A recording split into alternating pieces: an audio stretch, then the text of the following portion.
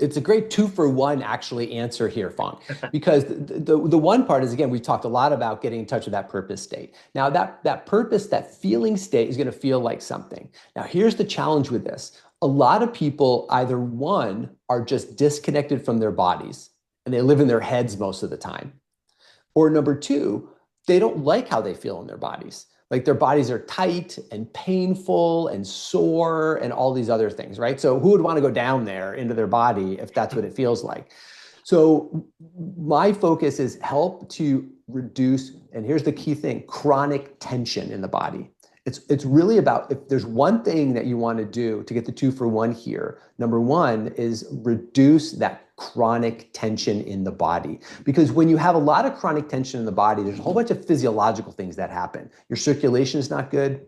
There's more inflammation in the system. Your blood lactate levels are higher, which actually produce more anxiety, cognitively, emotionally for you. So chronic tension like carries with it a whole bunch of just bad things physiologically. But the other thing it does is if you have all this chronic tension, then what happens is your attention is on all of the painful tension in the body. And it makes it very difficult to get in touch with those whispers of purpose in your body. Because the purpose is like a whisper in your body. You feel it someplace, but it feels like a whisper. It's not screaming at you. Chronic tension screams at you. So if you've ever had like two friends, or like if you're raising kids or something like that, and you have one of your kids is just screaming all the time, and the other one is just quiet all the time, like by nature, which kid gets more attention? The one that's screaming all the time. Now, I'm not saying that's fair or right, but that's kind of what happens because, screaming gets attention. So in your body, it's all about reducing chronic tension. So how do you go about doing that? Well, one way we do it, we teach a lot of self-massage practices.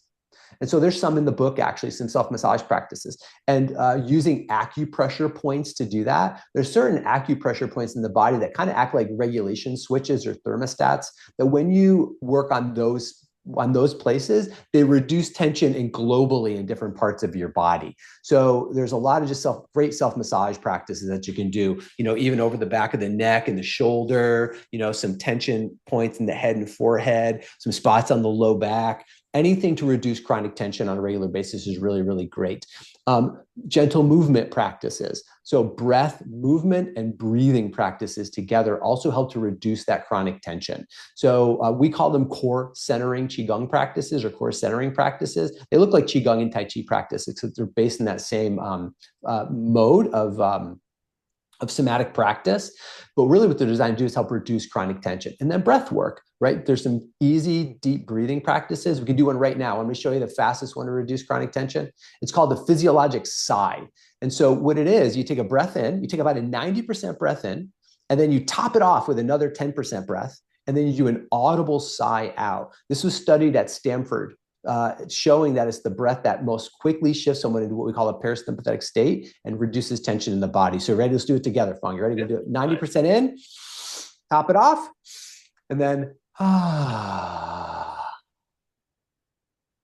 do that three times, and it actually reduces chronic tension in the system. And how easy is that to do? And then finally, meditation practices. But we don't jump all the way to meditation, because what happens when most people practice meditation is that they sit down and then their mind goes crazy and they're like, I can't do this. And they just get up and they walk away from it. That's the biggest reason why I hear people say, I don't meditate, is because I can't stop my mind from thinking. And I said, well, good, because that's actually not the point to begin with.